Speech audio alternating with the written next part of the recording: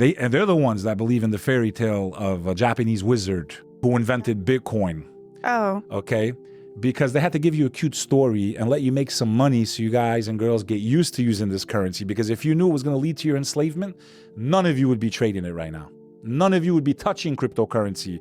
If you knew what comes 10 years to 20 years from now, you will remember this if they leave these videos on the internet. This will age very well, I promise you. Yeah, I watched your video when you were talking about this. That is, yeah, very real. It's in Revelation as well that no one shall buy, trade or sell anything without the mark of the beast. And from the Islamic perspective, we believe that when the Antichrist reveals himself, he will have control over the whole earth. Yeah. And that the believers in God, the righteous of God, and there will be Christians also that are righteous that can see that this is the false Messiah, that they will literally chain their women and their children to chairs so they don't go out to follow the Antichrist. That's how powerful and deceptive this being will come at a time when, you gotta remember, he comes when the world is in extreme chaos, okay? When the world is probably, the world as we know it is not here. You know, some people think maybe America and Russia wipe each other out, and, you know, America's not really spoken about in Revelation, right?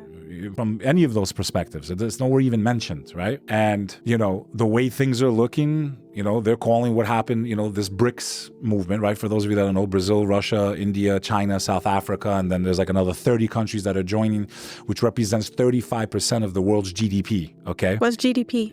Gross domestic product, the GDP of a nation, right? Their imports, exports, the money, right? Okay. 35% of the world's GDP is going to be in that currency, okay? Which could topple the US dollar, which would be catastrophic. Yeah. So the perfect storm is there. I think as a Christian, as a Muslim, you know, I think we can see the godlessness. It's the same for both. Both people that follow those faiths, if you actually have light in you, you can see there's something wrong with the world. What I'm trying to do is not to make both of us agree on doctrine. Most Christians can't either. There's so many sects. Same thing in Islam. You have Sunni, Shiite, Sufi, right? You have all these different divisions, okay? They don't agree on doctrine. They don't even agree on which Bible. No, I use the King James. No, I use the Douay Bible, okay?